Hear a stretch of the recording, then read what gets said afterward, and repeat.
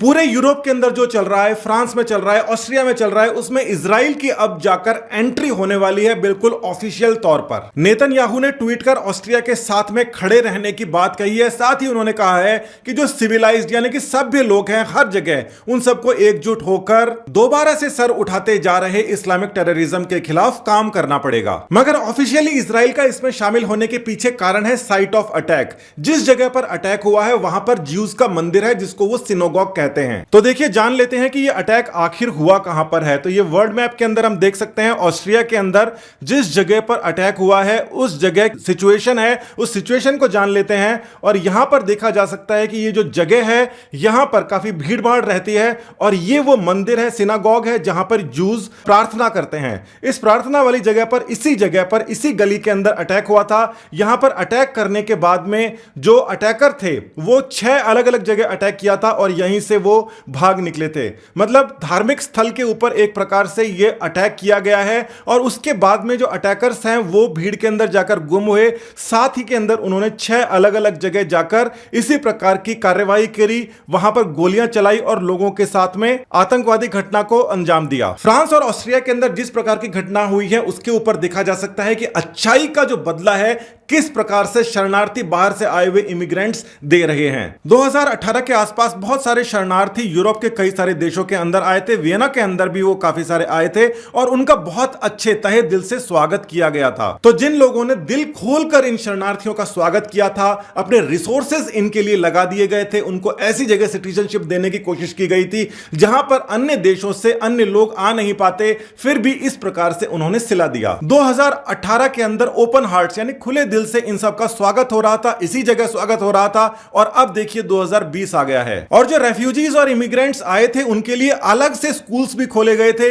अरबी लैंग्वेज सिखाने के लिए अलग से वहां की गवर्नमेंट ने अपना पैसा खर्च करके इनके लिए स्कूल बनाए ताकि वो अपने कल्चर से जुड़े रह सकें। किस प्रकार का कल्चर? और उनका यह कहना था कि अगर ये वेल एजुकेटेड होंगे, इनकी अच्छी पढ़ाई लिखाई हो जाएगी तो ये बहुत अच्छे मेंबर बनेंगे हमारे ऑस्ट्रियन कम्युनिटी के, यानी कि हमारे देश के नागरिकों के। हो सकता है आने वाली नस्लें इस प्रकार का काम करें, मगर जो 18-20 साल के लोग हैं उनकी जो मानसिकता है किस प्रकार से चेंज हो चुकी है, क्या वो बदली जा सकती है, इसके ऊपर अभी विचार करना बाकी है। मगर साइड इफेक्ट साफ तौर पर दिखाई दे रहे हैं। अच्छाई का बदला इस प्रकार से तो शायद नहीं दिया जाता। इंडिया के अंदर भी बहुत सारे रोहिंग्या शरणार्थी आए थे जिसके अंदर से कुछ को वापस डिपोर्ट करके म्यांमार यानी कि बर्मा भेज दिया गया था। यह सवाल तो कोई आंसर नहीं दे सकता कि वहां से सब लोग चाइना के अंदर जो शरणार्थी होते हैं चीन के अंदर क्यों नहीं जाते, दूसरे जगहों के अंदर जा जाके क्यों घुसते हैं, जो कि जगह सेक्युलर है, जो कि सबका मान सम्मान करती है, जो कि अच्छा बिहेव करते हैं। मगर फिर भी क्योंकि रोहिंग्याओं को यहां से भेजा गया था तो उसका क्या इफेक्ट हुआ था? यूनाइटेड नेशन ने इंडिया के अंदर ह्यूमन राइट्स खराब हो गया है, इंटरनेशनल लॉ का उल्लंघन हो गया है,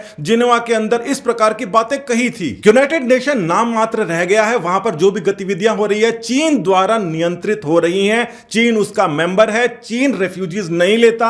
मगर साथ ही के अंदर जिस बात के लिए इंडिया को बोला गया था उसी बात के ऊपर चाइना का रुख देखिए। तो देखिए, यूनाइटेड नेशन ने जिन रोहिंग्याओं के डिपोर्टेशन के लिए इंटरनेशनल लॉ का और सबका हवाला दिया था, वहीं पर क्या होता है कि चीन के खास दोस्त तुर्की ने अपने जो उइगर मुस्लिम्स हैं उनको चाइना वापस भेज दिया अलग अलग तरीकों को लगाकर, और इसका कोई कंडेमनेशन, कोई भी विरोध कहीं पर कुछ नहीं हुआ। ना तो कोई शरणार्थी चाइना जाता है और ना चाइना से छोड़कर भागे हुए लोगों को कोई पनाह देता है, वापस उसको दे देते हैं। मगर यूनाइटेड नेशंस अपने मुंह के ऊपर ताला लगा के रखता है क्योंकि वहां पर ज्यादा से ज्यादा लोग चाइना के घुसपैठ बना चुके हैं। अफ्रीकन जो कंट्रीज हैं उनके अंदर भी उन्होंने डिप्लोमेसी करके, डब डिप्लोमेसी, कर्जा दे दे के, वोट खरीद खरीद के सारी की सारी चीजें अपने फेवर के अंदर करनी काफी समय से शुरू कर रखी हैं। इन्हीं सब बातों को लेकर अभी सितंबर 2020 के अंदर एक रिपोर्ट आई है जिसके अंदर अलार्म बजाया गया है कि किस प्रकार से चाइना रशिया के साथ में मिलकर हर गतिविधि के ऊपर रोड़ा अटका देता है और अपने हिसाब से ही उनको फॉर्म करने लग जाता है। चाइना और फ्रांस के रिलेशंस अच्छे नहीं है, सबको पता है। चाइना के जो प्रोडक्ट्स का बहिष्कार हो रहा है उसका सबसे बड़ा सेंटर यूरोप के अंदर फ्रांस है।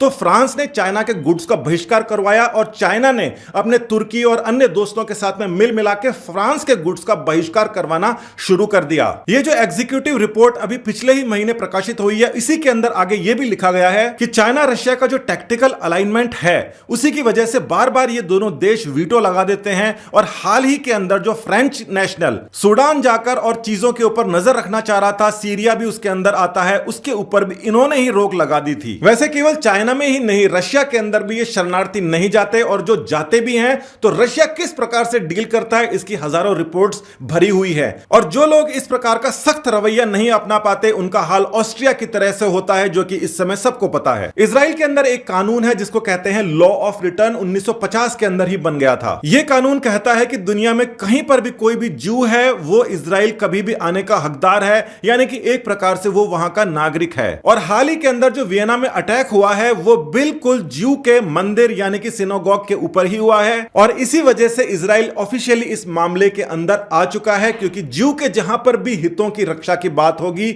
वहां पर इजराइल आएगा। और जो दोगली नीति है यूनाइटेड नेशन के अंदर बार बार बताई जा रही है कि रोहिंग्याओं को इंडिया जब यहां से हटा देता है तो उसका मुद्दा बन जाता है। साथ ही के अंदर चाइना जो मुसलमानों के ऊपर अत्याचार करता है उसके बारे में कोई कुछ बोल ही नहीं पाता। दुनिया में 1% कट्टरपंथियों को पैसा देकर चीन पूरे के पूरे विश्व का माहौल बिगाड़ रहा है और 99% भले लोगों को बदनाम कर रहा है। यह बड़े लेवल का जो वॉर है चाइना ने, खास तौर पर चाइना अकेला एक ऐसा देश है जहां पर इस्लाम के ऊपर जो जुल्मों सितम ढाए जाते हैं वो कहीं पर नहीं ढाए जाते। इसका जो फैसला है वो खुद करने की कोशिश कर रहा है, क्योंकि हान चाइनीज और मंगोलों के बीच के अंदर जो बात हुई थी उसी चीज को लेकर आगे बढ़ता है। वन चाइना पॉलिसी के ये सारे के सारे साइड इफेक्ट्स पूरे के पूरे विश्व के अंदर देखे जाते हैं। इन सब के जो रूट्स हैं वो सारे के सारे चाइना से मिले हुए हैं। जब से चाइना कम्युनिस्ट पार्टी पावर के अंदर आई है उसके बाद ही आतंकवाद एग्जिस्टेंस के अंदर आया है। 1950 से पहले आतंकवादी हमले क्यों नहीं हुआ करते थे? पूरे विश्व के अंदर चीन बनाम अच्छा ही चल रहा है और चीन किसी भी तरीके से सबको डोमिनेट करने की कोशिश कर रहा है। 2020 के अंदर चीन के पाप का घड़ा अब फाइनली जाकर भर चुका है। सारी की सारी बातें सामने आ रही हैं।